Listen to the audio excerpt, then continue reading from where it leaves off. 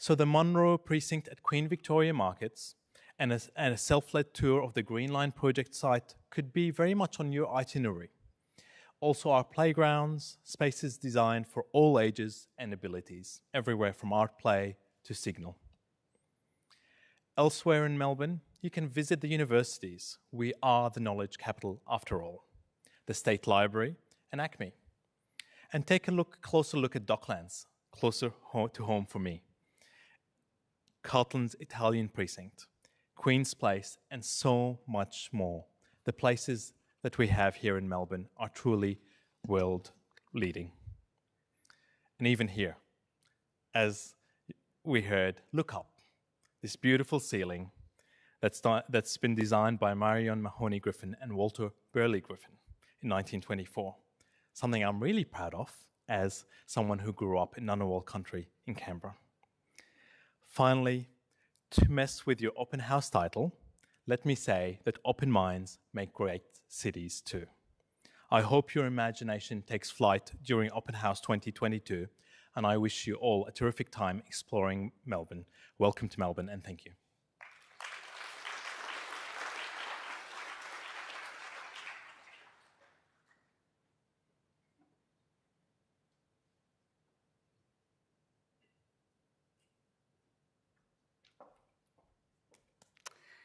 Well, thank you so much for those really insightful reflections, Councillor Hakim.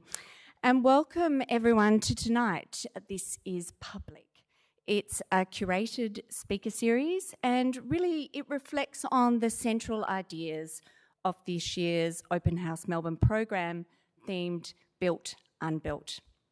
And in 2022, after 2 years of virtual programming, we're really delighted to make a long-awaited return to physical form to open up for the citizens of Melbourne and Victoria, and anyone coming in across Australia or the world for that matter, a diverse range of buildings, places and creative programs. Firstly, I'd also like to acknowledge the traditional owners of the land on which we gather here tonight at the capital, the Woiwurrung and Boonwurrung language groups of the Kulin Nations. I pay my respects to elders past, present and emerging, and to all Aboriginal and Torres Strait Islanders in the Naarm Melbourne community and beyond who may be with us tonight, watching via the live stream or watching the recording later. Indigenous sovereignty has never been ceded in Australia, and at Open House Melbourne, we try to be very mindful of this in everything we do, given our focus on the modern built environment.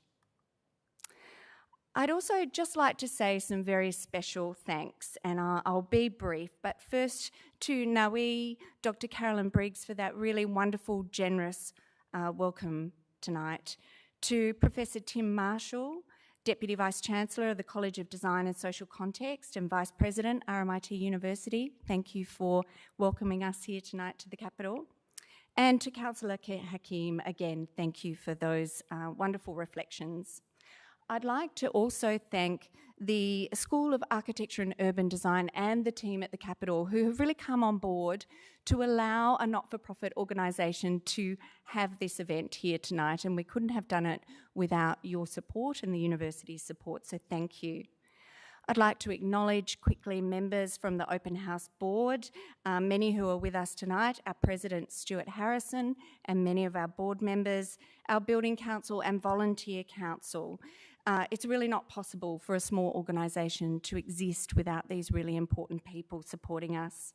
And this slide behind us has all of the people, the patrons, our partners, our precinct partners, our practice partners who come around the Open House Melbourne programming, which culminates in July but actually goes throughout the year.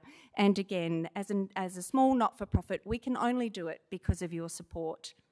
And finally, but very importantly, our volunteers. We have 400 volunteers this year who you'll see moving around the city in their pink vests. It's an anxious time for volunteers to get involved in these programs, so we really are extremely grateful to them. Now, we've mentioned the theme for this year, and I just want to take a couple of minutes to really just give you a bit of a context before we move into tonight's discussion. The theme Built, Unbuilt seeks to catalyse a citywide conversation about the future of architecture, landscape and urban design through some of the pressing issues that we face in cities today. How can the built environment contribute to and shape our public life together? What is our relationship between the built and the natural world? And importantly, specifically for tonight's conversations, how do we reveal, reconcile and acknowledge the prehistories and afterlives of places, spaces and buildings? Built, Unbuilt celebrates the contribution and impact of good design in our built environment, yet it also looks to really investigate the city at diverse scales and systems: the urban, the civic, the public, landscape, interior, as well as those spaces that are in between, porous and interconnected. So you can see here that our festival this year is one of our most extensive on offer. There's over 200 programs to get involved in, exhibitions, workshops. I'm really just delighted as the team with the diversity this year. I'm not going to go through them all, you'll be pleased to hear, but just a very few quick highlights. Last night we launched our newest episode of Modern Melbourne with Peter Elliott, who is really the perfect architect to survey in this idea of built, unbuilt, and you can watch this on demand throughout the weekend. Making Home is a series curated by the architect and advocate Tanya Davidge. She's put an extraordinary amount of work into bringing people together across these 3 talks that unpack the issues that influence the provision of social and affordable housing in Australia, so really important. Tomorrow night, back here at the Capitol, we have a really fantastic, wonderful event that's run by the Ngulu team, Christine Phillips and Jock Gilbert, who you'll be hearing from later tonight. And this really responds to Professor Paul Memmett's and Alison Page's book, Design, Building on Country, and there's still some tickets available, so please book into that one. And we culminate on Sunday night with the Heritage Address at Federation Square. Now, this is a really wonderful opportunity to hear from Katrina Sedgwick, who will be mapping out her vision for the MAPCO precinct, our new arts precinct, but also looking at those current buildings, those heritage buildings, and thinking about future heritage in this context. And finally, I want to just briefly touch on a very special project that we've been developing this year. It's conceived by and curated with Tara McDowell, the Director of Curatorial Practice from Monash University, who's here with us tonight, and you'll be hearing from Tara in more detail about this project later. Importantly though, Take Hold of the Clouds turns the city itself into a temporary gallery, and it brings together cross-disciplinary practitioners across visual arts, architecture, design, sound and film to make creative works in response to 7 sites across the city. And here are the sites here. Importantly, each of these temporal projects responds to and layers upon and interlopes, if you like, into the site to add a new layer, to reveal new stories and ideas about how we might understand these spaces in relationship to the world around us. And importantly, the exhibition also models a high impact yet sustainable and resource sensitive exhibition making. We're very proud of it, and Tara's going to be talking about all of those works in a little bit more detail tonight. So that brings us to tonight. This is public, and we're really delighted to have an incredible lineup of speakers, and we thank them for their generous time this evening. We asked each of them to reflect upon their practice and their research in response to this theme of built, unbuilt. And I think the result is a really rich and diverse ways of exploring how cultural memory and knowledge can be registered in our built environment and how we might continue to do this better now and into the future. So it's my delight to introduce our first speakers tonight, and I'm going to just very quickly introduce them with a brief bio, and as I do, perhaps if they can make their way up to the stage and take a seat. So we are delighted to have Kirsten Thompson and Jane Josem with us to kick off this evening. Kirsten, as many of you will know, is the principal of KTA, Kirsten Thompson Architects, and adjunct professor at RMIT and Monash Universities. In recognition of the work of her practice, contribution to the profession and its education, Kirsten was elevated to Life Fellow by the Australian Institute of Architects in 2017. And earlier this year, she was appointed a member of the Order of Australia, an AM, for her significant service to architecture and tertiary education. Jane Josem is the CEO of the Melbourne Holocaust Museum, where she is currently overseeing the significant museum redevelopment project. The MHM amplifies the voices of Holocaust survivors as a catalyst for greater understanding and acceptance of difference to inspire a better future. Thank you.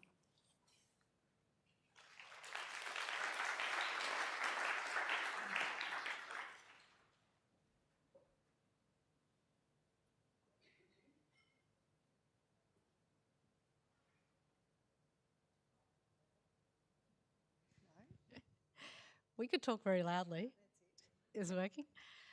Okay, well, thank you, and thank you to Open House Melbourne for what looks like an amazing weekend, and thank you for inviting us to be a part of it. I thought perhaps we'd start at the beginning, and I would ask Kirsten to reflect on when you were first invited to the competition to design the Melbourne Holocaust Museum, which was then the Jewish Holocaust Centre. We've just changed our name. What were your first thoughts, and were you daunted by the prospect? I'm really keen to get a sense of that first response when you first got that phone call. Thanks, Jane. A little bit déjà vu, because I think we were here about a year and a half ago talking, so nice reconnection. Yes, I do remember that first call and invitation to participate in a limited competition for the Jewish Holocaust Centre, as it was known then. And I do remember feeling fascinated, but yes, daunted by the prospect, because it struck me as a project of great significance to the community that founded it, and of course the survivors and their families. So a big responsibility to work with those memories, those very difficult memories, but also thinking about what the role of architecture within that might be.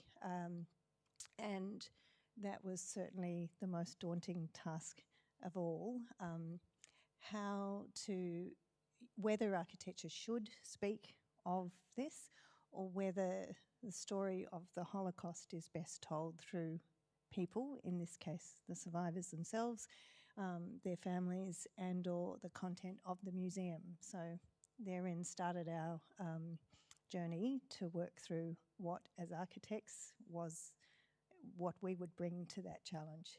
So I'm curious what sort of research goes into a project like this, and whether it's researching the history of the Holocaust, or is it looking at other museums in this space, or do you just look at like other Holocaust museums, or just museums in general?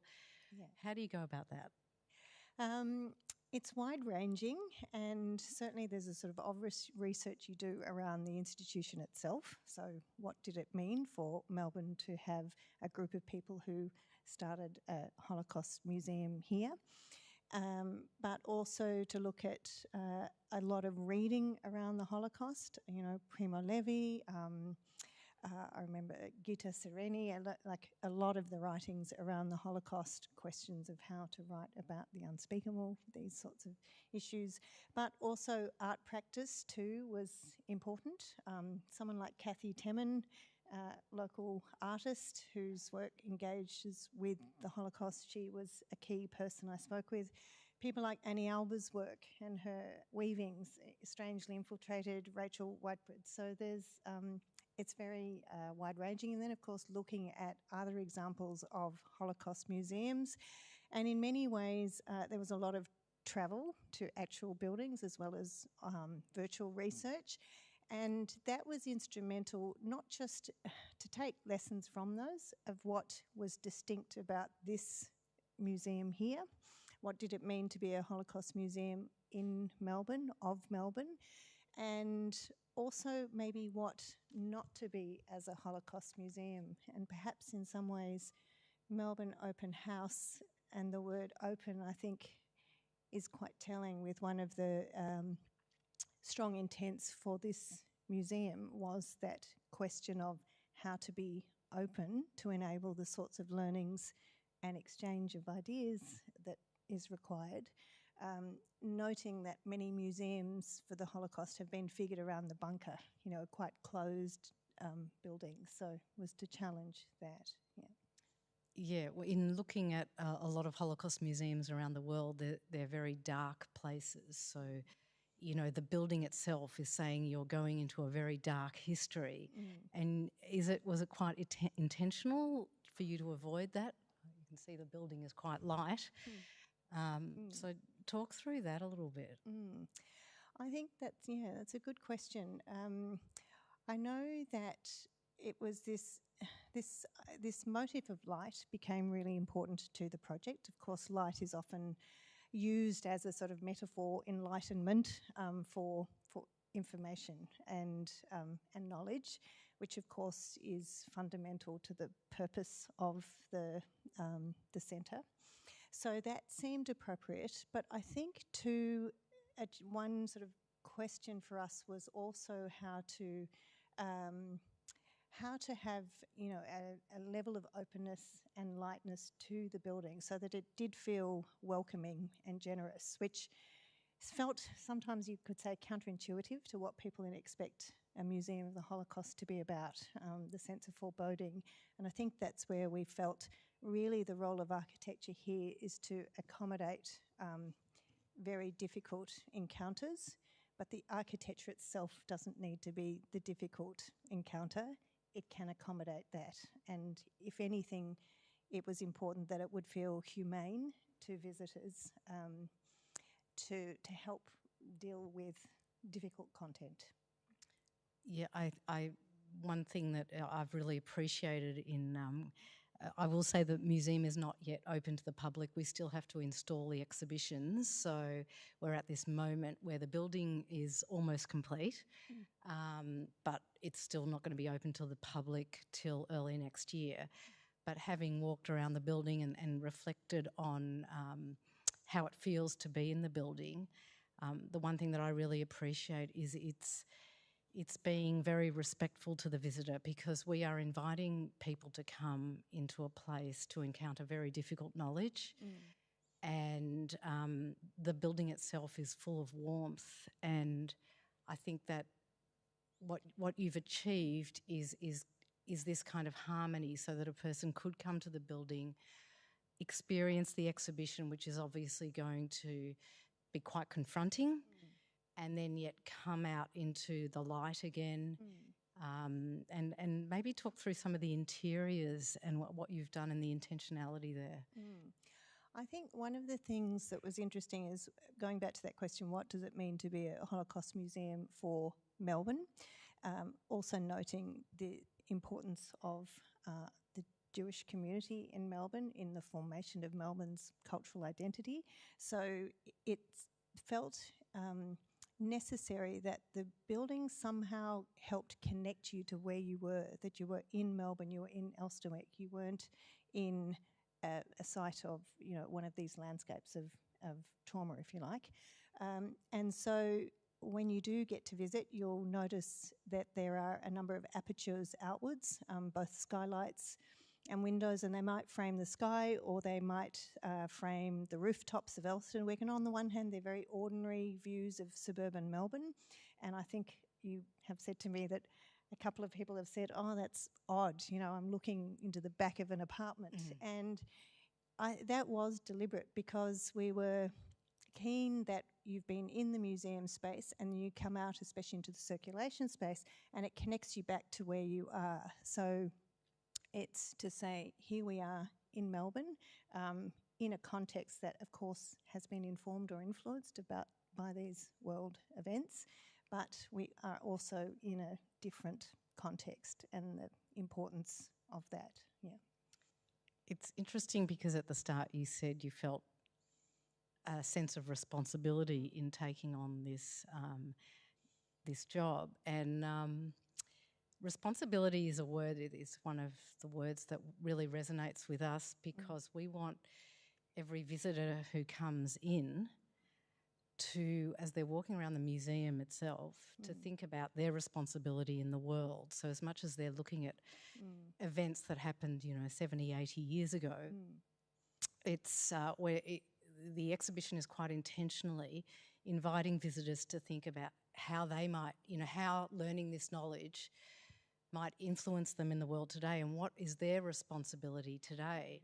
And in the museum, there's a lot of mirrors, or I should say in the building, which invites people to kind of see themselves. But the other interesting thing, which I think was maybe a happy coincidence or an unhappy coincidence, is we want, there is this sense as you go through the museum that what happened, the events of the Holocaust, did not happen far away from cities. In fact, sometimes they happened in the midst of cities. People were being rounded up, and there's a really fascinating image which is taken from inside someone's apartment, and there's a cup of tea on the ledge, and downstairs on the ground, on the street, you can see a group of Jewish people being taken away. This happened in the middle of suburbs in Europe. And so I think when I sort of came out of the museum, which the museum is still in my mind, by the way. I know what it's going to look like. But when I walk out of the space where the museum will be and I see the people's houses and the apartments next door, it's very much reflecting that message. Absolutely. Yeah. I think too, and that goes to the importance of the museum as a precinct and neighbourhood act as well. So it is, I think it is formative of its street and connection there and the broader neighbourhood. But I think too, it's interesting what you say of that connection to 80 years and then and what is happening in our street, and it's also made me think of the multitude of histories that are captured by the building, not just housed in the museum spaces, but also embedded within the envelope, literally. For instance, the heritage building that was on the site is very much integrated and embedded within this new built form. But it also reminded me, I was reminded recently of the connections to aspects of Melbourne history like William Cooper, who in 1938, when world leaders were not dealing with or protesting after Kristallnacht with what was happening, William Cooper led that protest here to the German embassy. And I was reminded of that recently and realising again the significance of the use of the glass bricks in the building as an oblique reference to Kristallnacht and glass, and one of the challenges of the museum on the one hand being open and allowing light and degrees of views from inside to outside, but then this challenge of security, which a lot of Holocaust museums face. And so and of course Kristallnacht being about the night of broken glass and broken facades. So just noticing time, yeah. And just that connection back to William Cooper, who I know his story is told or will be told within the museum. So there are just so many layers of history and connections that are being forged. And for people who don't know, William Cooper was an Indigenous elder who led a group, the Australian Aborigines Advancement League. They went to the German consul in 1938 to protest against the treatment of Jews in Germany, and that's very much a story, as much as the museum is talking about your responsibility in the world today. We also obviously acknowledge that we're on the lands of the Boonwurrung people, And the example of William Cooper is just a great example of standing up for fellow man when these sort of atrocities are happening. And the great irony that it was someone like William Cooper who was standing up when his own people were being victims of prejudice here. So, and in fact, Wominjeka is very much a wonderful word that encapsulates what when people arrive in our museum, we want them to come with purpose, and we want them to leave with purpose as well. So yeah, that's a. And just on that, Jane, the change from being the Jewish Holocaust Centre to the Melbourne Holocaust Museum, and this next chapter, if you like, how do you see that change or perhaps a generational shift in the museum and its purpose? Yeah, it's very much about, I think the museum was started by a group of Holocaust survivors who came together really to share with the wider public the lessons, and they wanted the public to really take on those lessons. This was something that happened to them, but they felt these were lessons for all of us.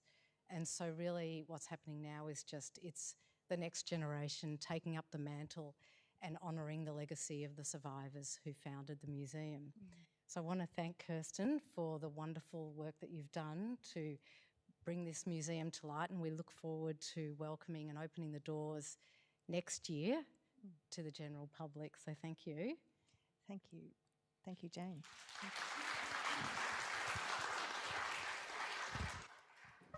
Thank you, Kirsten and Jane. And there's some tours on the Sunday of this building in this kind of wonderful point of transition where the architecture is just complete before it has the exhibitions and program. And unfortunately, they're sold out. I have to say they went very quickly, but those lucky people.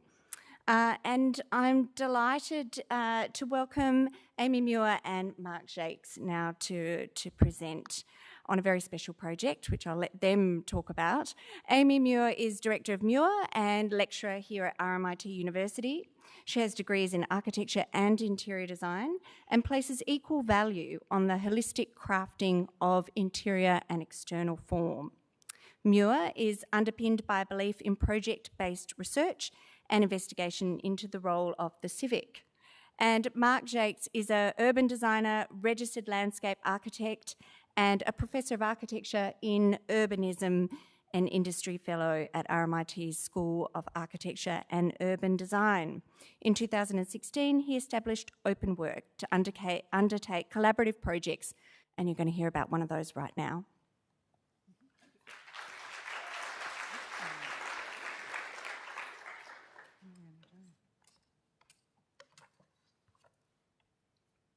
Thank you very much. Oh, okay, yes.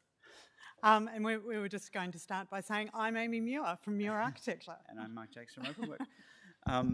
Thanks very much for being here tonight. In 2019, the Victorian State Government and the City of Melbourne issued a tender for the design of a permanent memorial to the victims and survivors of family violence. The design brief asked for a space where members of the community could come together and to reflect. St Andrew's Place Reserve was the chosen site for the project, sitting at the eastern edge of the Parliamentary Precinct in East Melbourne. St Andrew's Place is adjacent to the Commonwealth Building and Treasury and has an elevated look out to Fitzroy Gardens to its east. Awkward page turn. St Andrew's Place might well be the briefed site for the project, but there's also a meta site, one that we brought to the project ourselves. St Andrew's Place is one of the city's many odd lots, sites that form a connective itch between Robert Hoddle's grid of 1837 and the alignment of the city north grid which followed it. The spaces that these sinews are almost always triangular, grassed, and a little bit at a loss about what they should be doing. As a result, they're excellently characterful, but prone to being filled up with objects that don't fit anywhere else. For example, we can look at the corner of Russell Street and Victoria Street, which is an anteroom to RMIT's Emily Mack building, but really not much else. The seat, the tree, and the memorial are aloof from one another, and as much as we love the 8-hour day monument, its invitation to occupy the space is limited by an older idea of memorialisation that we're keen to recast. So we situate this project in this itch. It's neither a master plan nor a micro plan. It occupies the territory where the certainty of planning runs out, sort of stuck in between, and it allows for other conversations to occur. We chose to work together on this project as a result of our collaboration for the NGV Architecture Commission in 2018, which we call Double Ground. That project, like this one, was interested in a charged leftover part of the city, or charging a leftover part of the city with a heightened version of place, and is in many ways a prototype for what we eventually did with the St Andrews Place Memorial. The brief for the NGV Commission called for a proposition that sat within the existing Grollo Equisite Garden. Roy Grounds' sketch for the design of the NGV refers to the leftover geometry formed by the proposed buildings as garden, etc. Despite its modest scale, the NGV Commission engaged with a much larger conversation associated with the civic within the spine of Melbourne's arts precinct. As a temporary installation, the proposal sought to embed itself within the garden, to define a sense of permanence, an exercise in the recuration of the existing elements in order to make a cohesive whole. Fragments of Wolfgang Siever's photographs documenting the completed NGV were made into a series of collages. The collage was used as a tool for defining a remembered formal language, disassembled, reassembled, a stitching together, reformalising, redefining anew. A familiar yet new formal language is revealed. The walls are defined as a thin black profile, an edge, a wall, a balustrade, rising up and folding down into the land that it sits upon. A space to occupy, move through, sit within, defined through a series of rooms, corridors, folded landforms, providing elevated and varying views. St Andrews Place defines a rich and historically loaded site for the Family Violence Memorial, flanked by the Commonwealth Building, the first building constructed to house the administration of federal government. A site that falls away, allowing for elevation. An arced path that hugs the Commonwealth Building defines the constraints and opportunities afforded by the site. Views down and beyond to Fitzroy Gardens, a borrowed landscape, a borrowed vista. The existing elm tree that stands tall in front of the Commonwealth Building, an acknowledgement of the role of landscape, a landscape that shifts with time. Noticing something about a site is already a way of designing that site, and what we noticed about St Andrews Place has framed our response to this memorial. We noticed the 4-metre grade change from St Andrews Place to Treasury Place and began to wonder if striking a new datum might be a way of making a place for occupation. We noticed the strong presence of the Commonwealth Building, which is a difficult symbol for some, and wondered if the memorial might find another place to direct its focus. We noticed the great elm tree that sits in the middle of the site and wondered if the space within the drip line of its canopy might form a landscape room within the reserve. We also noticed the long view to Fitzroy Garden, an expansive borrowed vista which gives the site a scale, a civic scale beyond its boundaries, and wondered if a place might be formed within the room of the tree that was kind and gentle and offered an invitation to enter and to reflect. The memorial, an embedded condition within an existing context, a significant site bookending a particular time, a particular place, adjacency. The Commonwealth, the Fitzroy Gardens, firm, defiant, present, silent. Purple planting is employed as a signifier of the memorial's cause. This is not simply a landscape intervention. This is a formal and political intervention, balancing the sensitivities of place and association, fragility and strength, thinness, robust, singular. Family violence is not concluded. Acknowledgement of the immeasurable. No names, but individual memories, a memorial that provides a space for this acknowledgement to occur.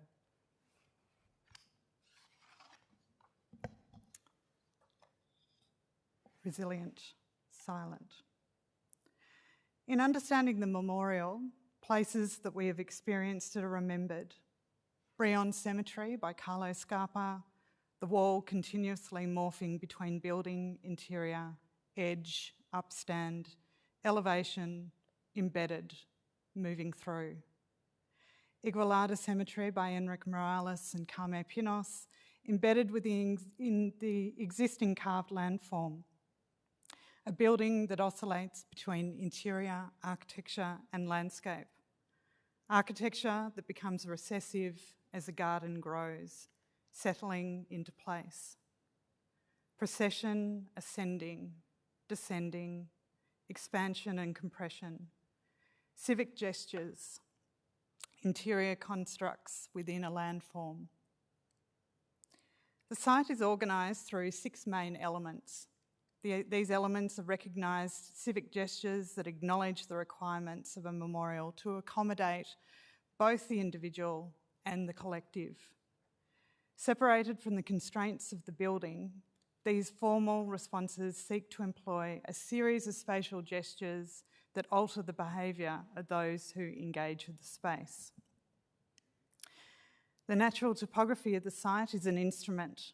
A large fold in the land is defined through an elevated platform for congregation and the view beyond to Fitzroy Gardens, the borrowed vista. The wall made from thin black steel defines and holds the memorial. The sweeping arc folds into the land, providing spaces of procession, congregation, reflection. A hip height datum is struck, acknowledging the scale of occupation for all and responding to issues of safety. This rises and falls as it moves across the site, holding the landscape that cocoons the space. Pause. A memorial wall falls into the landscape, supporting the land above and holding the form of the smoking vessel. The smoking vessel has been placed at the end of the procession, allowing people to move through the smoke and for the vessel to be tended to from the land. A seat that defines congregation in the round and that orients the body to the memorial wall and the view beyond Fitzroy Gardens. And a new concrete deck which slips away from the existing arced path, bringing people into a room through a moment of procession and compression, bracketed by planting.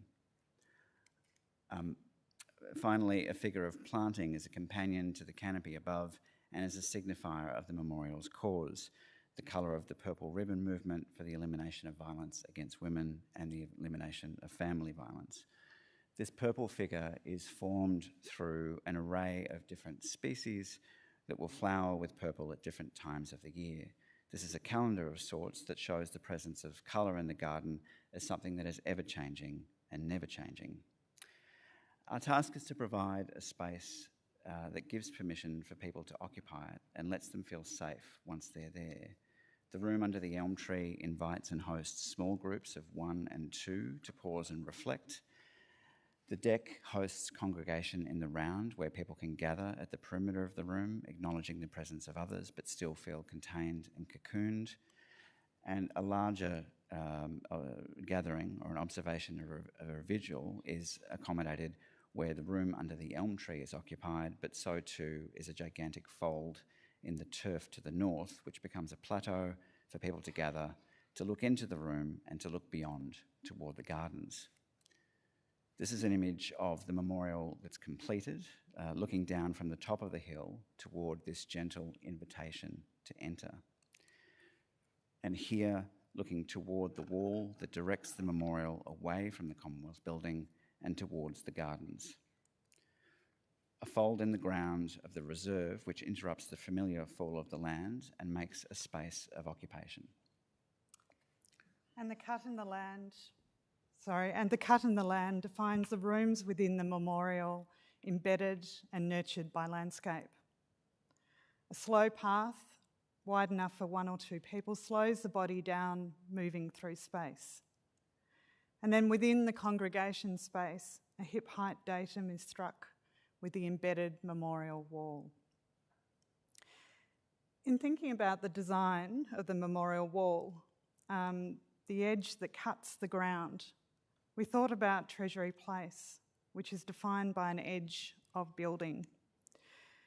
Built in between the 1858 to 1970, the architecture varies, carries a familiar civic language.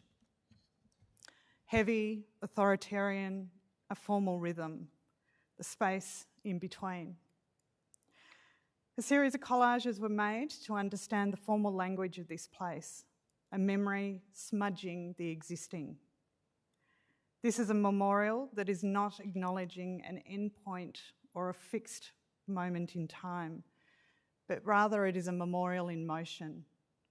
Its role is to educate, to speak up, and to be heard, and to provide a space for those impacted by this societal issue. Family and violence cannot be accurately quantified. There are those who are enduring it in silence. It is immeasurable. The collages form the design of the memorial wall. And as seen here from the congregation space, a formal gesture speaking to the strength and resilience of the victims and survivors of family violence.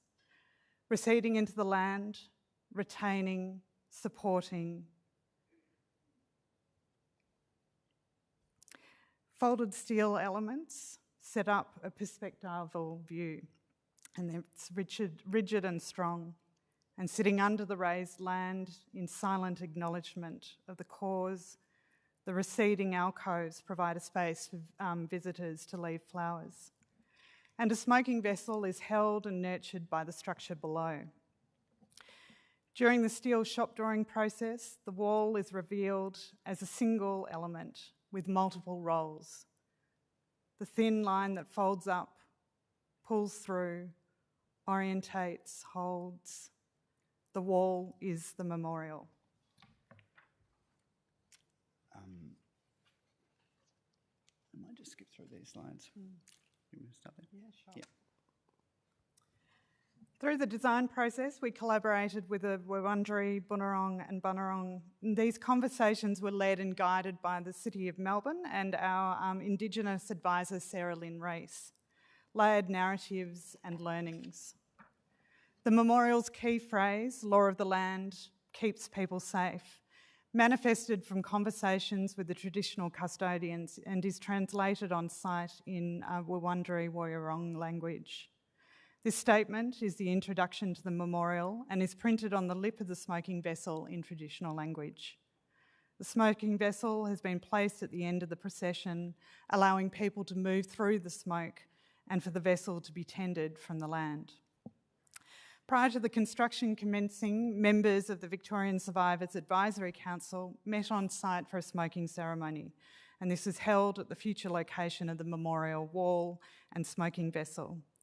And with permission, the ashes from the ceremony were retained and have been added to the concrete mix for the precast decking, and this is embedded in place, setting cleansing and well-being into the fabric of place. To conclude, in between tonight's two themes, built and unbuilt, is another act, which is building. So these images describe the transition between drawing and model to steel and soil. So this is the image of the memorial wall being folded from plate, the hand-radiused edge at the top of the steel that invites touch. These are the piers that hold the deck above the ground. This was the future site of congregation under the sheltering elm tree, and the frame that suspends the deck above the earth, leaving the elm tree's roots undisturbed. Walls as lines folding down to meet the lie of the land, and walls as thickness, the strength of the memorial wall holding up the weight of the folded earth behind it. Thank you.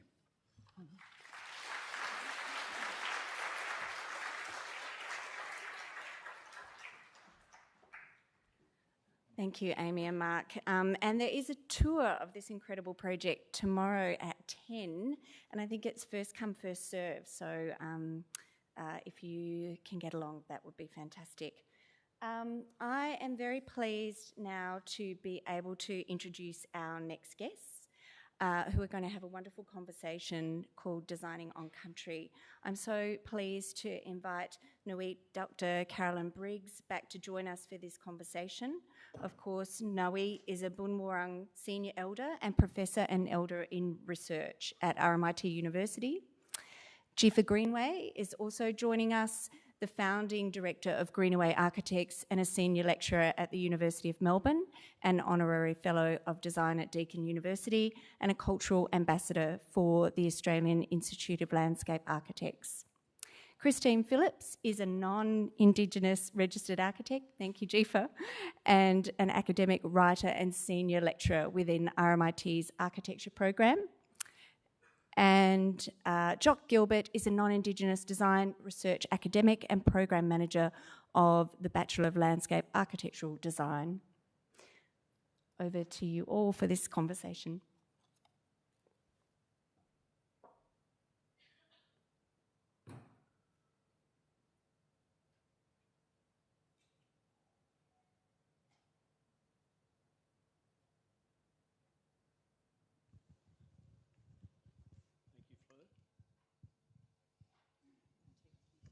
Thank you, Fleur. And thank you very much for everyone coming tonight and for the team. I think it's been a wonderful event already and looking forward to the weekend. And really, beyond words, to be able to say thank you very much for another incredibly generous welcome, Nawi. It's just a privilege, I think, that we all share to be able to be invited in and to participate and come together. So thank you. In response to that beautiful welcome, I can acknowledge that, yes, we do gather tonight and across the weekend on the unceded lands of the Woiwurrung and Bunwurrung people of the Eastern Kulin Nation, and pay my respects on behalf of all of us tonight to their ancestors and elders, past, present and emerging. I'd also like to pay my respects and acknowledge all the First Nations people within the room tonight and, as Nawi noted, beyond, and all of those participating across the weekend. But I'd really like to also bring that focus back onto our two guests here on the stage with us tonight, Nawi, Carolyn Briggs and Jifa Greenaway, and to acknowledge the work that you've both done and the amazing leadership that you've provided in this space. I think everybody here tonight will recognise and acknowledge your contribution here. So thank you very much. It's been amazing. Jifa, I'd like to jump in, if I could, with a first question, which might prompt a conversation. And it's around tackling this question of building on country, and ask you maybe to start to open that up and perhaps start to provide some alternative views and some insight into your thoughts on that, and particularly in relation to that thematic that we're looking at this evening around the idea of the stories and the deep histories that may or may not be revealed through the processes of making the city, through the landscapes, the spaces, the built forms of the city, and perhaps draw that out through some projects that you've been involved with, that you've seen along the way. This is a three-part question, sorry. And importantly, I think as Fleur said, how can we do that better? How do we do that better now? How can we start to do that better in the future? Thank you, Jock, and a really terrific series of questions. I guess the starting premise for me is the provocation of challenging this idea of building on country.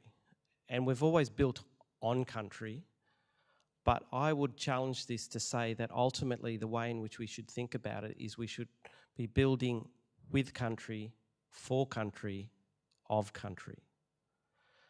And what I mean by that is country has agency. country is significant in terms of how we tell our stories and how we hold a mirror up to society through the built and natural environment. And as an architectural practitioner, a lot of the work that we do really starts with this question of how do we embed and encode meaning in the places and spaces in which we create. And it starts with a simple premise, not about us, without us. And it starts with a conversation, and a conversation with traditional owners, elders and knowledge keepers. And we work very closely with significant elders like Nawi, Carolyn Briggs on many projects across the city and across Victoria. And in many respects, a lot of the work is about making the invisible visible, because there are many stories and narratives that are encoded in place. And I guess significantly for us, it's really about looking at mechanisms of how we do this in a way which is culturally respectful, and also looking at how we move beyond the transactional to a relational model. And what I mean by that is we need to start to build trust with those in which we engage with, and we also carry certain obligations and responsibilities. And in many regards, if you look at some of the existential challenges that we confront today, from biodiversity loss to the issues around climate change, is we ultimately operate within a social license and a social contract. And it means that we actually need to use our skills and capacities as practitioners to do things better.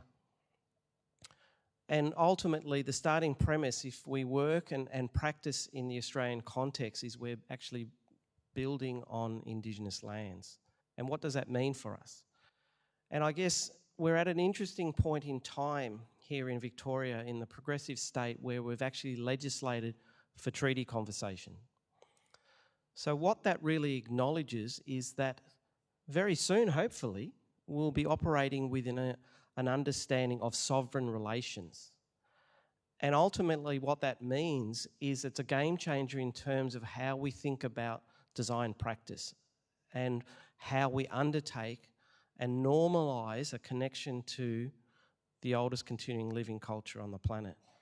So there's great wisdom and knowledge encoded in 67,000 years of connection to this place.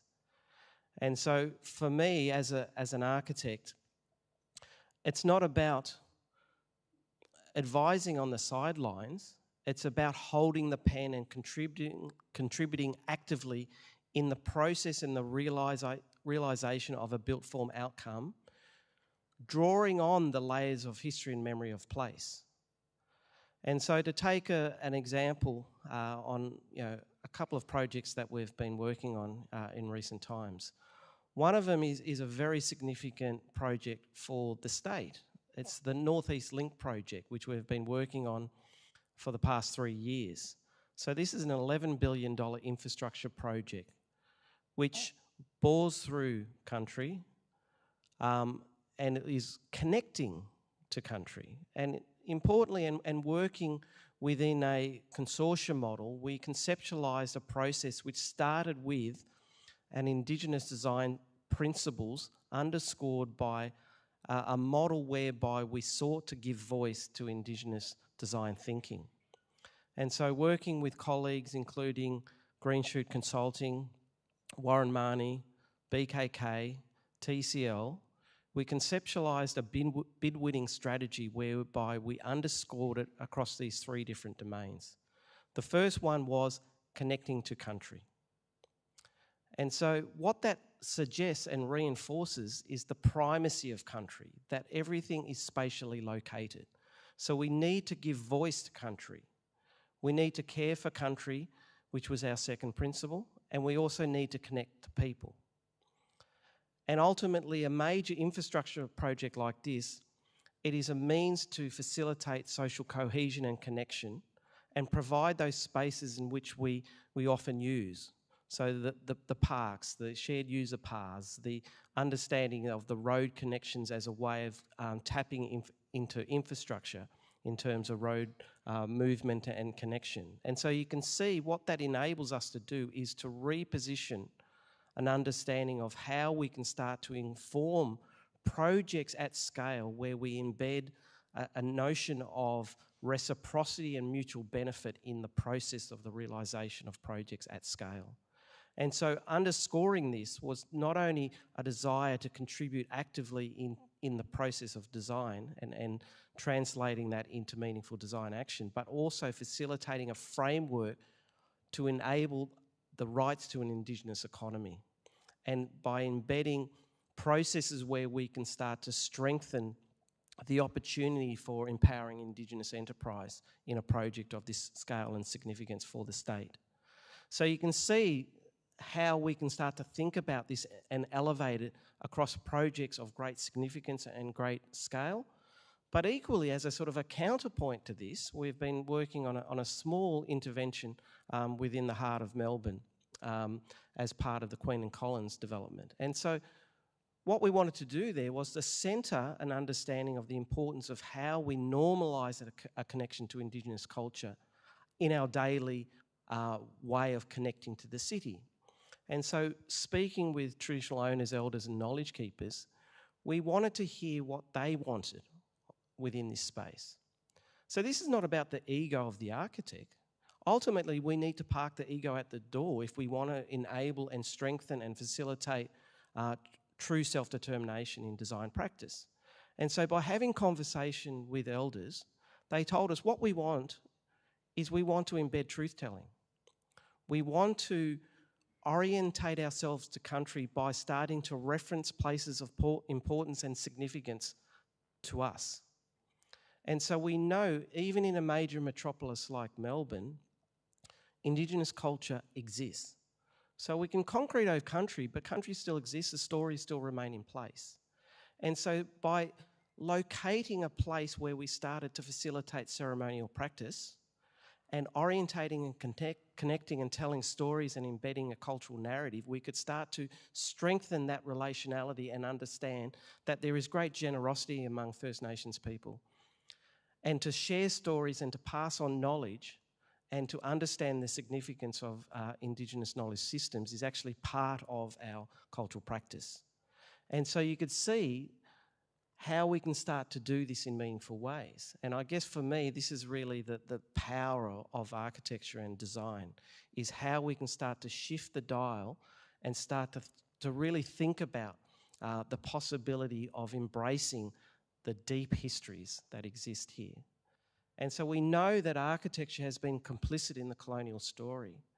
But I think now we've come to a level of cultural maturity where we can actually shift the dial and start to operate and practice in a particular way whereby we can actually tell our stories, we can encode meaning, we can embed truth-telling as part of the way in which we undertake our practice.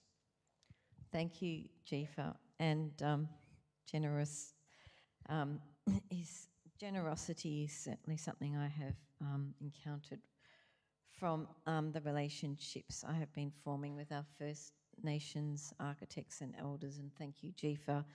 And as a non-Indigenous architect, I think building on, with and for country is something that I am continuously reflecting on, and it is our obligation to take that up for our future. And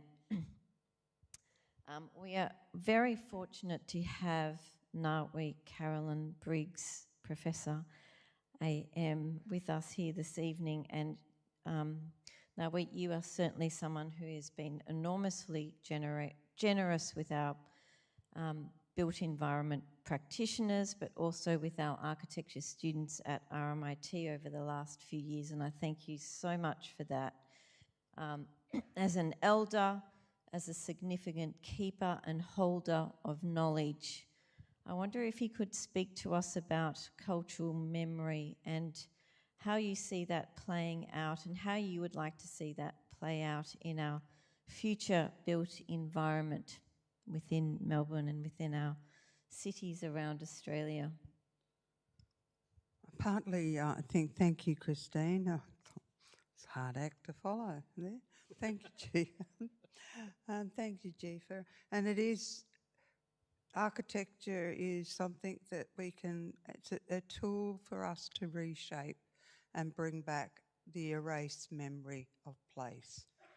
as being a part of the silent partner in the history of the development of this growing city, and remembering how my ancestors told stories of place, I tried to unpack that and bring that. So I had to understand the soul of this country to understand its history. And it's the players of those people of that time, and giving them a name and giving them a voice. So I was very fortunate to be brought up in a very strong handing of knowledge and of my heritage from my mother, and who was born in 1910, and my grandfather in 1860, and my great-grandmother in 1830s. So you've got a whole procession of memories being handed down to you. But as I was growing up, I could not find anything that reminded me of being in place. So that's probably sent me on a bit of a journey. And being given the opportunity to work in architecture, it now gives me a play to play and work with young people to help me unpack and reimagine stories in place. So, and like what Jifa is doing in the architecture field, is also developing a more presence of but in silos. And it's those sort of things that we have to think about memory and what memory, about place.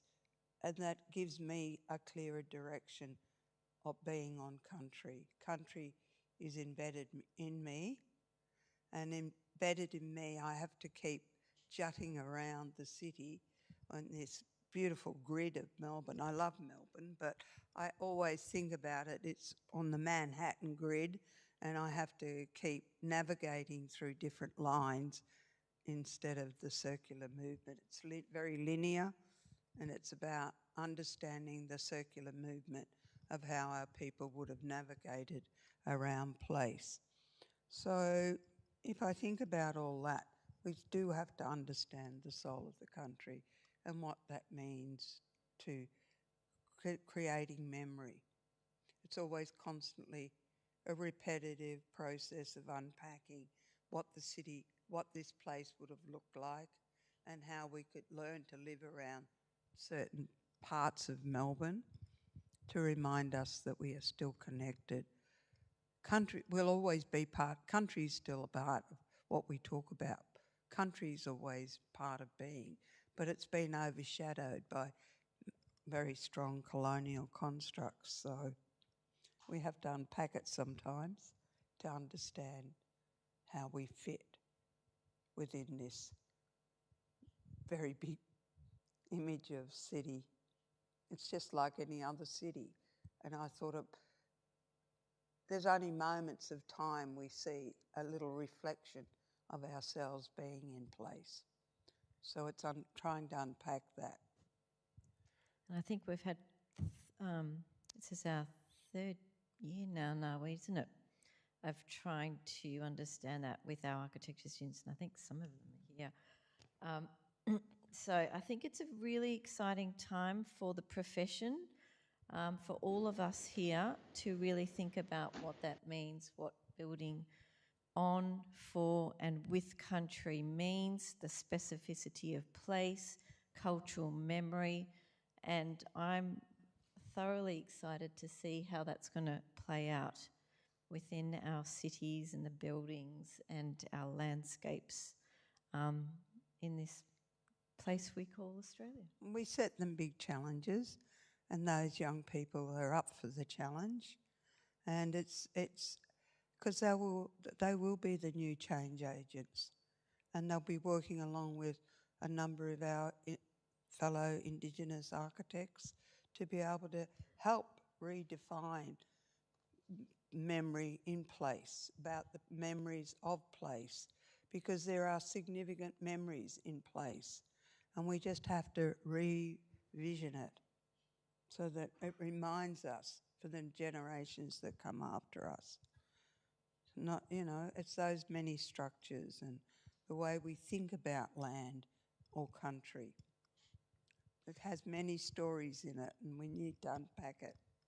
No, that's a lovely way of joining those dots back to what Jifa's foregrounding of country, for country, with country.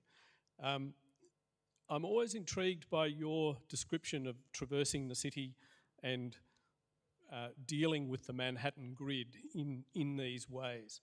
Do you have a significant, or can you point us towards some of the significant memory points for you, the touchstones in the city, in Melbourne? Well, for me, I had to go and remember the nameless people, my ancestors. They have names. They're never talked about as real people. They're just nameless parts of the history. So I re-put their names back into place. These people had significant impact on place, still held place, and so what we do is making intangible memory more tangible, so that it gives some significant markers of the people what played a significant part of the history in this landscape, through whether the pit boys that were hung in Melbourne, whether some of our families from another part of our country were brought down here as, lost their lives because they tried to maintain their cultural rights and memories of what occurred to them. So they're only giving monuments, but no, it's more than monuments. It's more as a story that people tried to maintain their cultural, customary laws and values and memories, so that we can only read about them, but we're wanting something that gives a stronger identification of country. You go to New Zealand, you know you're in New Zealand. You know that you're greeted in New Zealand. You've got images around you that says we are in New Zealand. Here, they made it called Tullamarine. But I think about the creeks and you talked about those other touch points. The capping of the water, the creeks were still flood every now and again. The eels that journey through those creeks and getting out into our bay. I think about that they are living entities that still are part of our memories. And they cover everything up. We just have to find where these original creek lines went. They close everything off. No one lives around water. They change the river course. All of those things have been a major impact on reshaping and redefining stories and memories. Thank you, Nawi, and thank you, Jifa, and hope you can all come tomorrow night and join us for a discussion with Alison Page and Paul Memmott. And thank you to everyone else who's spoken about memory in so many wonderful ways this evening.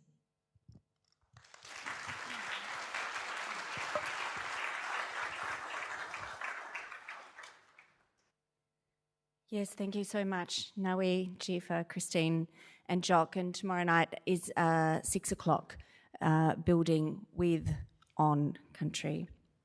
I'm really pleased to invite Tara McDowell now to come and give a bit of a quick oversight into Take Hold of the Clouds, this very wonderful distributed exhibition that you can visit throughout the weekend. Tara is Associate Professor and Director of Curatorial Practice at Monash University. She's held curatorial appointments at the CCA Wattis Institute for Contemporary Art in San Francisco, the San Francisco Museum of Modern Art, and the Massachusetts Museum of Contemporary Art. So welcome, Tara.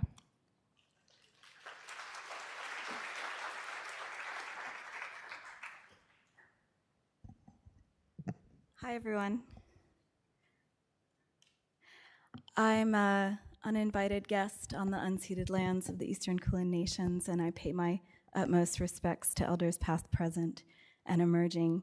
It's a great pleasure to very, very briefly preview this exhibition for you called Take Hold of the Clouds, which I've had the immense pleasure of working with Fleur Watson on over the past year and a half, and the incredible open house team as well. I'm just in a few minutes going to walk you through the show. It's open as of, well, really as of tonight when we debut the screening of Cloud Studies by Forensic Architecture, which is coming soon. And then it runs across the whole weekend. It's all open to the public, and you're very warmly welcome to visit all of the sites. As Fleur mentioned, it's a distributed exhibition, or we might consider the city as gallery, as the kind of driving ethos of the exhibition. It occurs across 7 sites with a kind of unofficial 8th project that occurs across multiple sites that I'll get to in a minute. Now, I'm going to walk you through each of the projects. The brief was, in essence, to reach out to artists, designers, and architects and say, pick a building in the Open House Melbourne program that is compelling to you, is interesting to you, is a site that you would like to work at. And then Fleur and I and the Open House team worked to essentially broker that encounter. So you have a number of really site-specific but site-generative encounters between artist and building or site. And the first person that we invited was Colleen Smith, who's an extraordinary African-American artist and filmmaker based in Los Angeles. And we really were keen to show and are thrilled to be showing the Australian debut of her very important work, Sojourner, which is a film, I'll just go to the still. It's about 22, 23 minutes long. It will be playing at the Victorian Quaker Centre over the course of the whole weekend.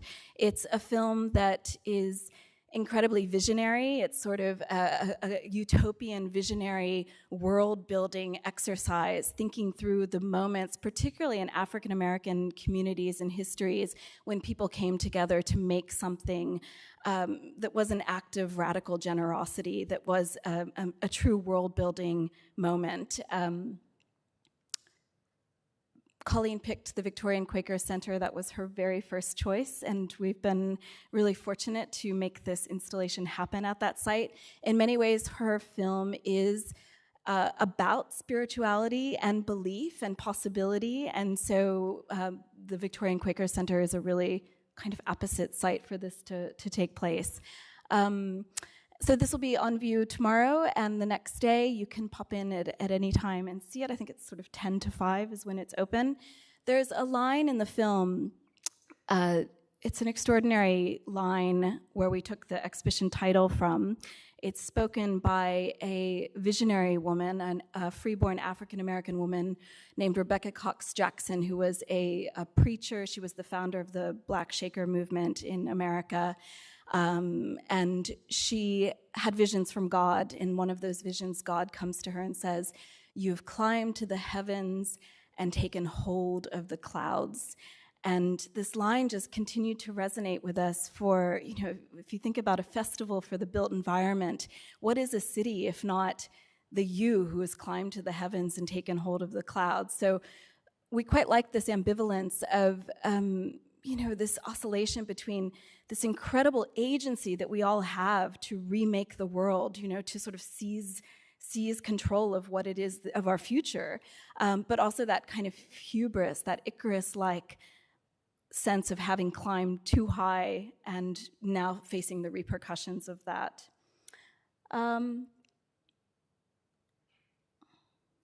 And also, as we were thinking through the ideas around built, unbuilt, and thinking about the built environment and wanting to also recognize or bring visibility to all that is invisible around the built environment, including the atmospheric, including the uncontainable, the invisible. The virus, of course, is in the back of that too. The way bodies move through space, the way we use our built environment, all the prehistories, the relationship to country, the relationship to natural world. You know, how could we bring a greater sense of awareness to that? And so one of the other sort of key works in the suite of exhibitions, a suite of projects across the city, is forensic architecture, which is going, as I said, going to be shown tonight. So we're showing Cloud Studies, which is being shown in Melbourne for the first time. This is a 10-year investigation, sweeping investigation into essentially toxic air that takes the form of a series of episodes named for different chemical compounds, all of which are in many ways the result of ongoing acts of state violence, particularly ongoing acts of colonial and capitalist violence. That will be shown where you're sitting today. And again, throughout the whole weekend, we're essentially treating the Capitol as a kind of black box space where the doors will be open and the film will be screening on a loop, and you and everyone else is sort of just welcome to come in and catch it where you catch it in its screening. And there will be a series of archival films detailing the larger investigations out in the foyer too. And we're really excited to be working with Alicia Frankovich, who is an artist originally from Aotearoa, New Zealand, and has now lives and works in Naarm, Melbourne. And Alicia has developed a series of performances recently exploring the effects, or thinking through the effects, of the Black Summer bushfires from a couple of years ago. This image might be familiar to some of you. This is an evacuation shot from Malakuta. And she's developed this line of research into, for example, a performance at the Auckland Art Gallery a couple of years ago called AQI 2020 for the Air Quality Index. And we'll be debuting a new performance at the Brunswick Baths in Moreland tomorrow night. That's a one-night only performance. And Alicia chose the baths as the site for her performance, and so again, we've been really lucky to be working with council and the fantastic staffs at the baths to make this happen. It's called The Eye, and it will be loosely about the condition of climate change, or climate change, climate crisis as a condition under which we are now living, and thinking that through. And then Kent Morris, we've been really honored to be working with Kent Morris, who's a Barkindji man, longtime St. Kilda resident, and in recent years has become a really formidable voice when it comes to public sculpture. And this is actually a render. This is not the real thing, so to speak. This is Kent's proposal. Kent immediately wanted to work with the St. Kilda Foreshore Vaults. And so again, it's been really a pleasure to make this happen, to work closely with council. This is a large-scale 4-panel photographic installation that is going up tonight and will be on view over the weekend. And actually, this work will extend past the life of the weekend, so this will be an ongoing public artwork that you can see in St. Kilda. It's just across from Jacka Boulevard, and down from the SB Hotel for several months, actually. So this work it's a bit hard to see here, but it is a image of rainbow lorikeets that Kent took just behind the scene. And this was he took this photograph of rainbow lorikeets at a house in Wimmera Place that had just where a woman was sort of feeding these rainbow lorikeets in her yard, and there was just this cacophony of birds. And I'll just show you a detail here. And for Kent, I mean, just as Jifa was sort of saying, very much this work is about making the invisible visible, or bringing greater visibility to this native species. Kent speaks incredibly eloquently about how songbirds, the songbirds in Australia, including the rainbow lorikeet, originated 53 million years ago and went on to populate the whole planet. So there's this incredible story of adaptability and resilience in the face of a built environment that is oftentimes hostile. Julia McInerney, so I'm just speeding through these for you. Is an emerging artist from Adelaide who now lives and works in Narm, Melbourne, has chosen the Villa Alba Museum, which is a really incredible site. If you haven't been, I strongly encourage you to go visit it. It's in Kew. It's an Italianate mansion. It was originally a family home, and then in last century became a dormitory for nurses from the Royal Women's Hospital. And Julia has installed an incredible series of works across this home. It's titled Joanna for her mother, and it is in many ways an homage to an exploration of the women who have made contributions to our built environment, to our society, to our lives, and the way in which those histories and those contributions are often erased from the record. They don't make it into the archives. The kind of care work and labor that essentially supports an entire society but is often unrecognized, invisible, unwaged. So in addition to an exploration of, or a kind of portrait of her mother, she's also investigated the life and work of Ina Higgins, who was Melbourne's first female landscape architect and who planted a number of gardens across the city, most of which are now gone. Yinglan Dan is an architect working here at RMIT, lives and works in Narm, Melbourne, and Ying is working at Mission to Seafarers, which is it's quite an iconic site. It's probably familiar to many of you. And Ying has chosen the Norla Dome, which is on the far right, which was modeled on the Pantheon. Whoops, excuse me.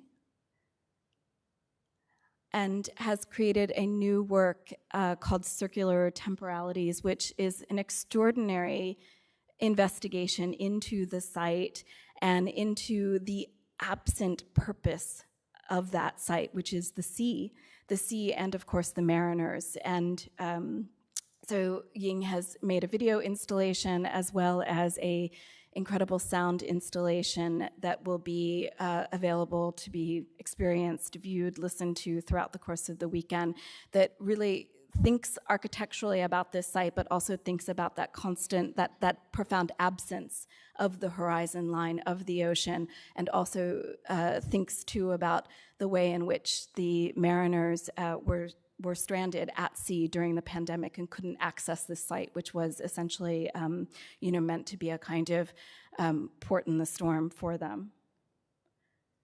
Snack Syndicate is a collective, a duo based on unceded Gadigal land, Astrid Loring and Andrew Brooks. And they have proposed the Venerable Victorian Trades Hall and Literary Institute as the site for a 2-day radio program called These Thoughts Large and Public. So for 2 days, Saturday and Sunday, they're reviving the historic 3KZ radio station, which was which operated at this premises for many years. Rumor has it that this radio station announced the end of World War II, for example, so, quite important. And over the course of the 2 days, they'll have a number of different guests and talks all around thinking through the question of the future of labor. So a quite important topic, especially now that we are post-pandemic, to think through how we work, what our working lives are like, what are the conditions under which we work, what are the conditions under which we want to work.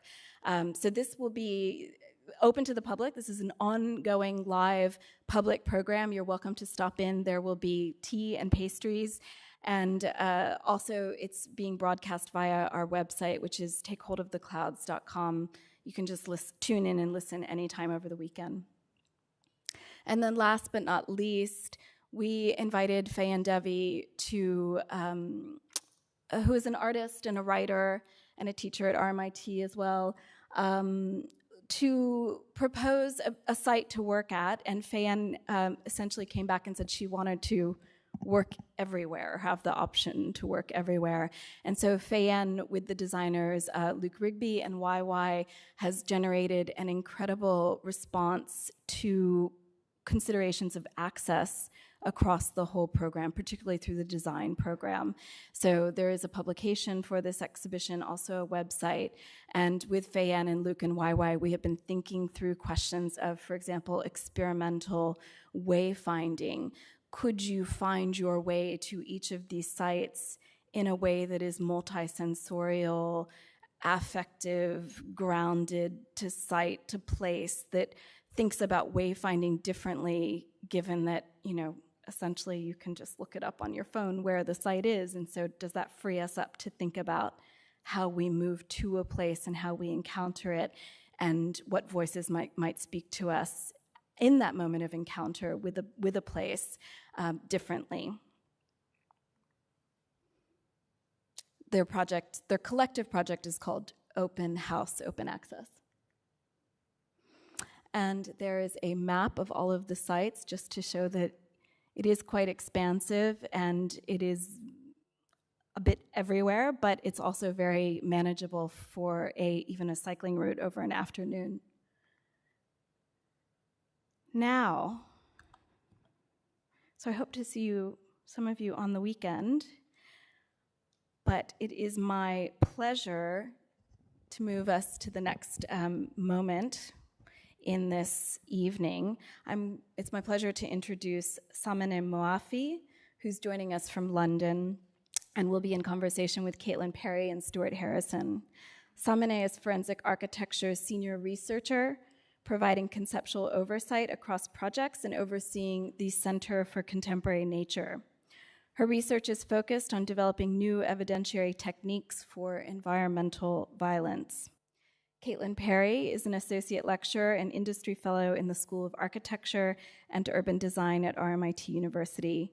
Stuart Harrison is Open House Melbourne's president of the board, an architect and broadcaster. He runs Harrison and White Architects in Narm, Melbourne, and has worked extensively in public radio, television, and academia, and has written several books on housing. So please join me in giving a warm welcome to Caitlin, Stuart, and Simone to the stage and screen.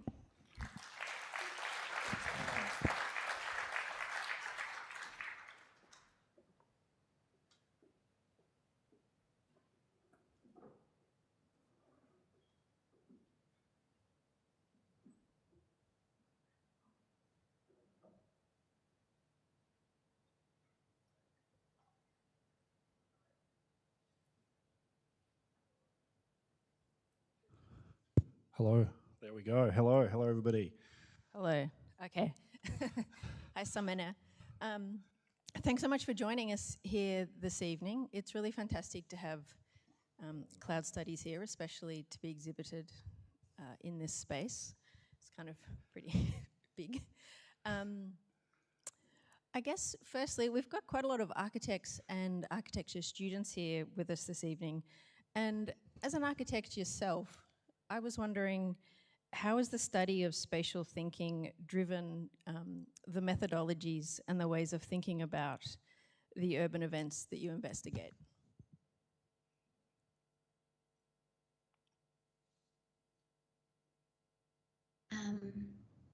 Hello. Thank you so much for having me. I want to start with that. And it's such a pleasure to be sharing the work with Melbourne. Yes, my background is in architecture. I did kind of like, that's my field of practice. That's what I'm trained in. And often when we face new cases, the first question kind of comes from that, comes from the question of space. Where did things happen and when? So the time and space are very much the beginning of the majority of our investigations.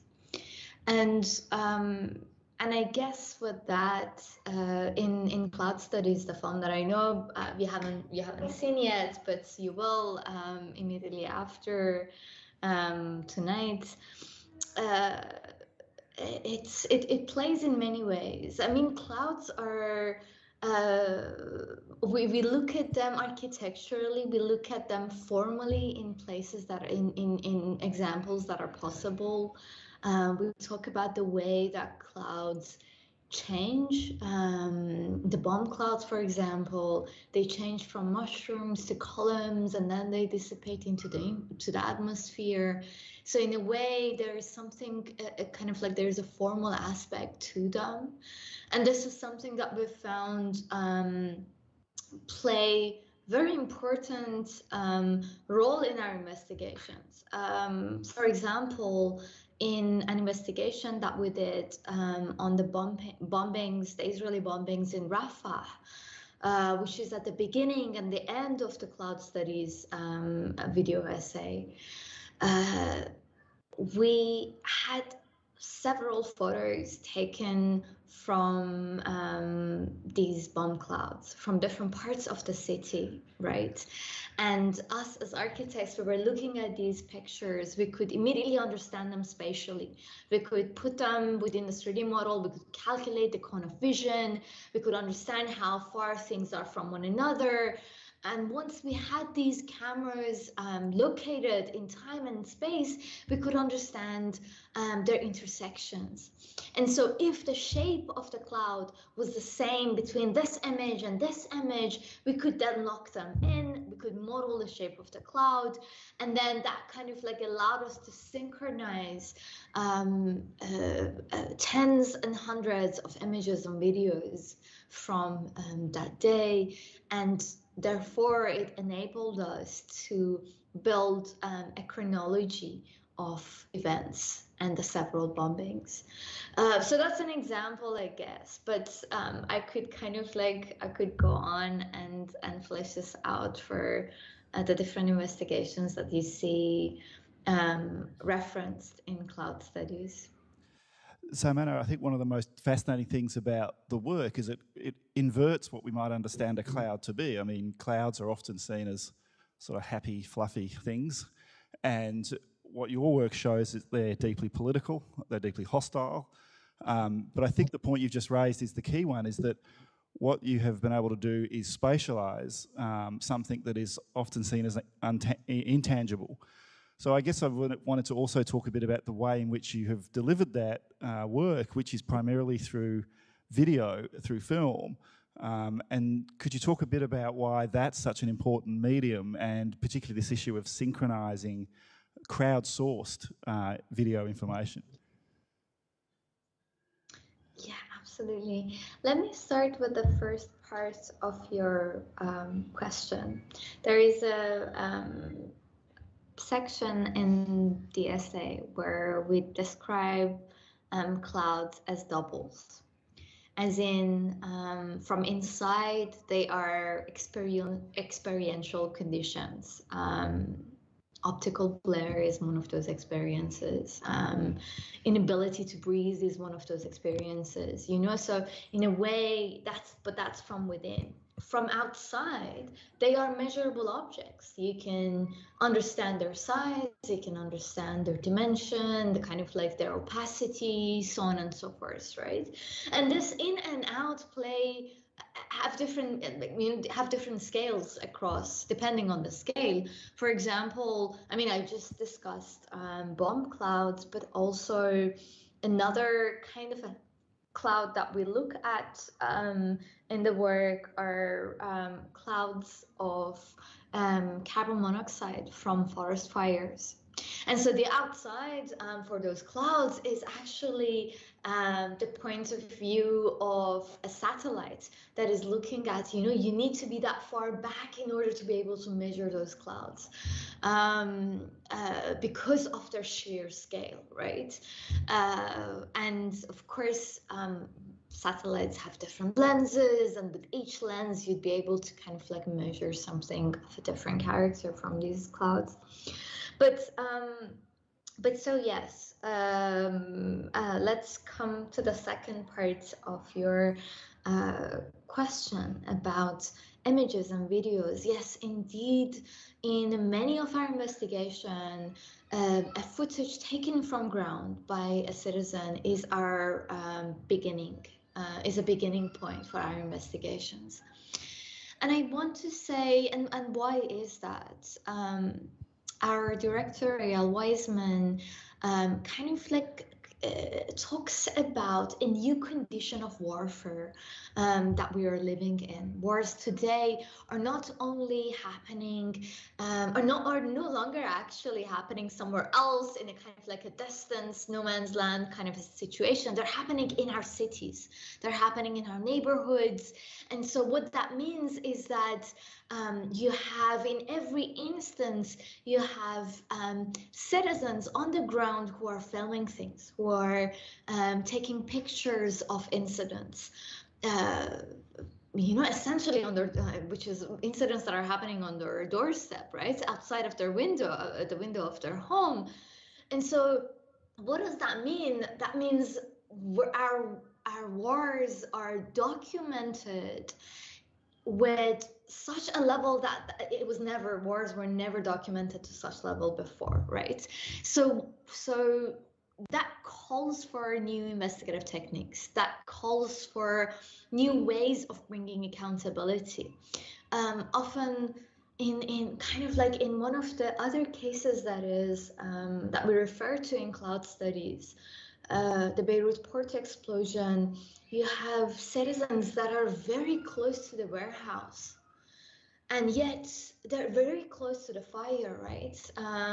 They can feel the heat, yet they instead of deciding to run away from it and save their life potentially, they choose to take out their camera and they choose to film it and post it on social media or socialize it in any way that they can, right? Why would they do this if not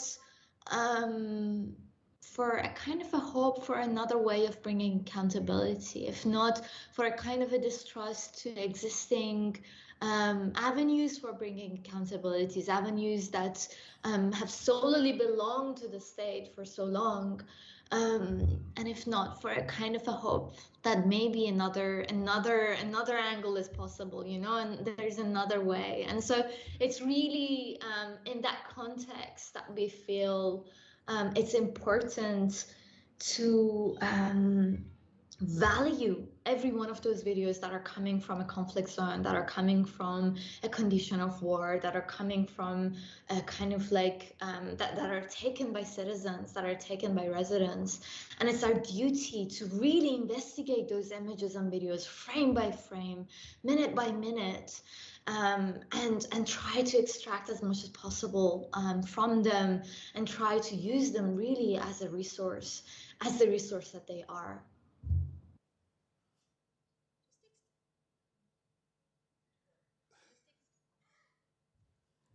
Just extending from the idea of the crowdsourcing that you use, I did watch a film by Eyal Weizman when he talked about forensic architecture's practice, and it was mentioned that when you establish a methodology, you don't tend to then reuse it.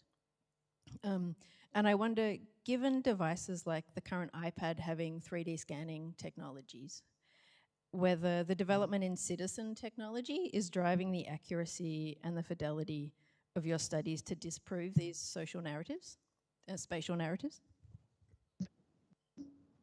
Absolutely, absolutely. I mean, we're building new techniques and methods as technology improves, and kind of like we'll find new ways of investigating. And yes, in a way, even in a much more simpler way, right?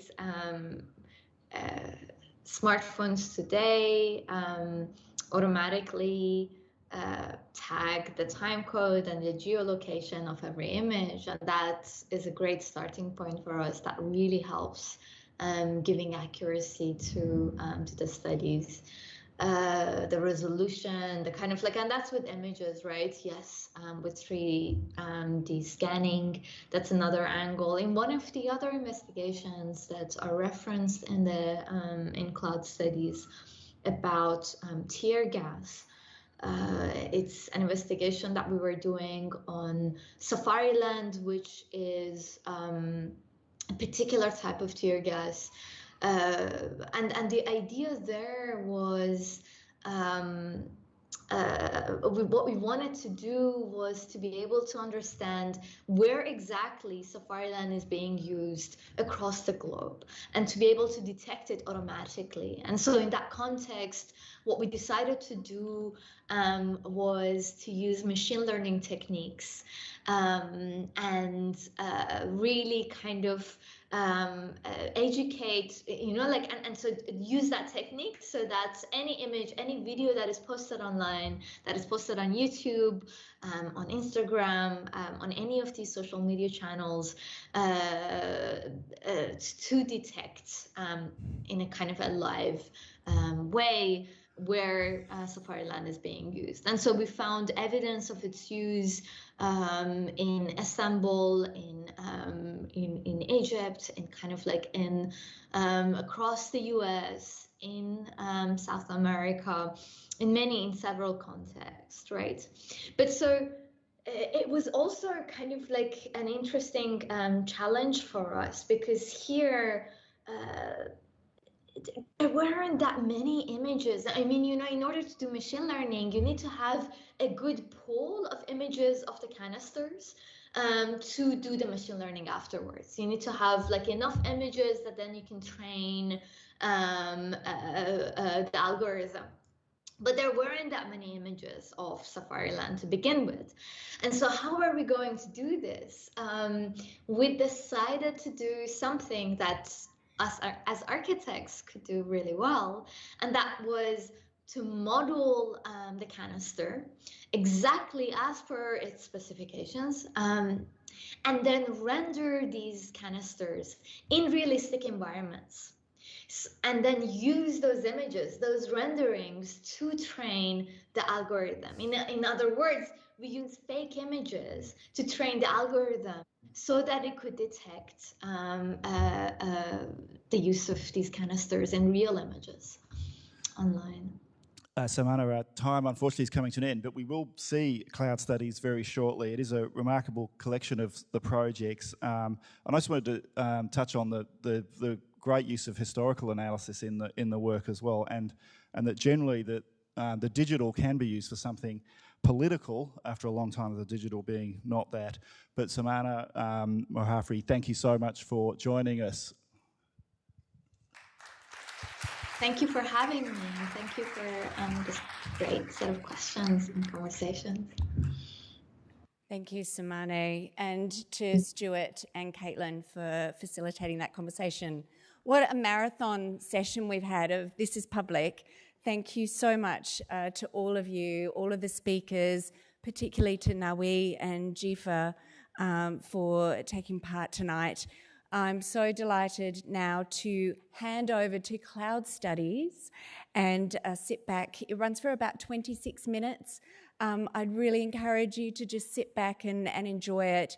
It's an incredible juxtaposition of this film underneath this extraordinary crystalline ceiling. And we look forward to seeing you over the weekend for Open House Melbourne Weekend. Thank you.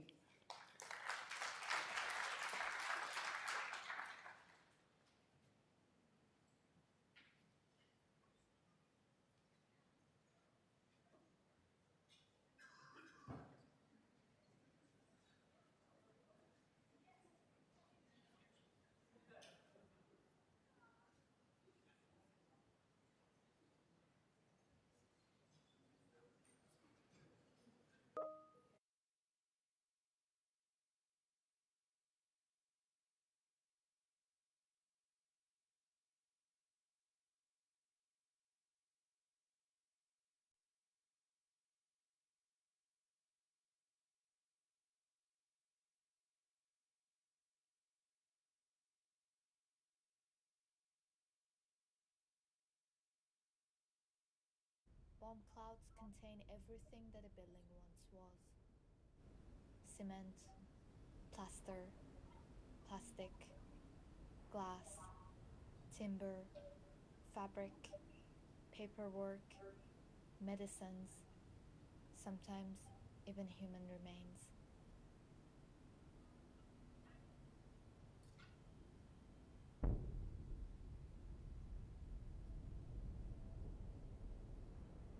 Bomb clouds are architecture in gaseous form, changing from columns to mushrooms before dissipating into the atmosphere.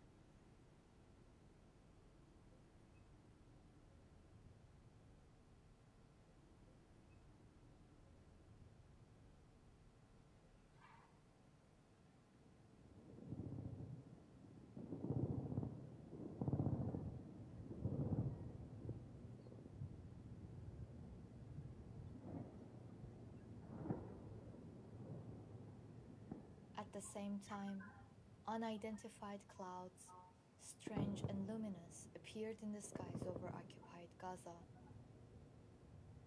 Unable to enter the Strip, we studied photographs, many of which taken by Palestinians who experienced these bombings.